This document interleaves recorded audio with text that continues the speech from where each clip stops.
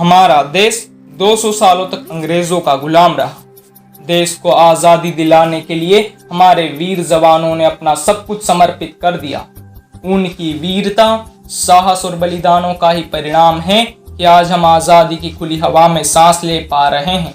आज़ादी के इस यज्ञ में आज़ादी के नारों और गीतों ने भी महत्वपूर्ण भूमिका निभाई थी।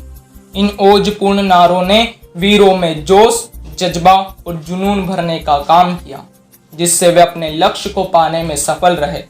आइए बात करते हैं कुछ प्रसिद्ध नारों और गीतों की, साथ ही जानते हैं कि उन्हें किसने बुलंद किया था। इनकलाब जिंदाबाद, भगत सिंह।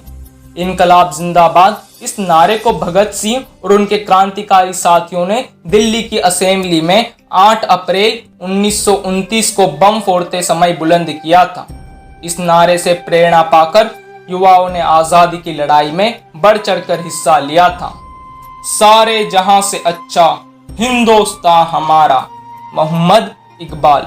सारे जहां से अच्छा देश प्रेम की एक गजल है जो भारतीय स्वतंत्रता संग्राम के दौरान ब्रिटिश राज के विरोध का प्रतीक बनी।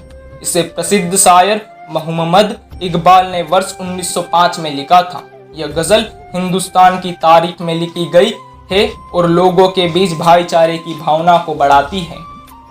अब भी जिसका खून न खोला, खून नहीं वो पानी है, जो देश के काम न आए वो बेकार जवानी है। चंद्रशेखर आजाद। चंद्रशेखर आजाद का मूल नाम चंद्रशेखर सीताराम तिवारी था। उन्होंने देशभक्ति की भावना को जागृत करने के लिए इन जोशपूर्ण पंक्तियों का उपयोग किया था।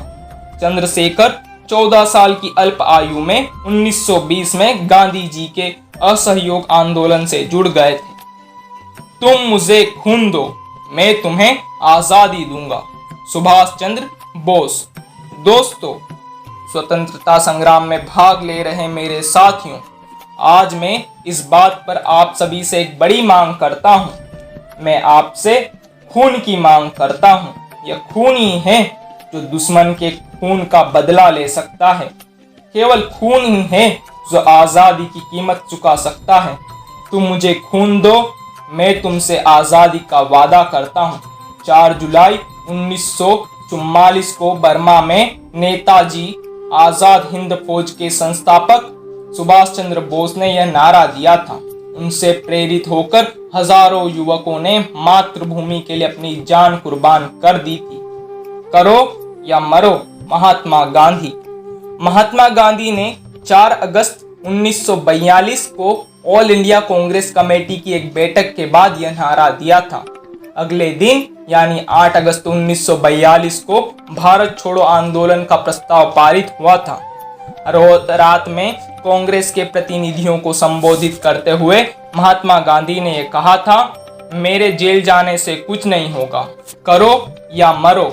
यानी या तो हम देश को आजाद करा लेंगे या आजाद कराने की कोशिश करते हुए अपना बलिदान दे देंगे। स्वराज मेरा जन्मसिद्ध अधिकार है और मैं इसे लेकर रहूंगा।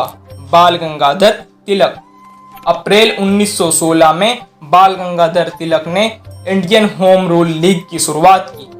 उनका मराठी भाषा में दिया गया यह नारा स्वराज मेरा जन्मसिद्ध अधिकार है और मैं इसे लेकर ही रहूंगा बहुत प्रसिद्ध हुआ। इस नारे ने आजादी के आंदोलन के दौरान देशवासियों के बीच देशभक्ति का जज्बा पैदा कर दिया था। सरफरोशी की तमन्ना अब हमारे दिल में है, देखना है जोर कितना बाजुए कातिल में है। राम प्रसाद बिस्मिल। सरफरोशी की तमन्ना भारतीय क्रांतिकारी बिस्मिल अजीमाबादी द्वारा लिखित एक प्रसिद्ध देशभक्तिपूर्ण गजल है।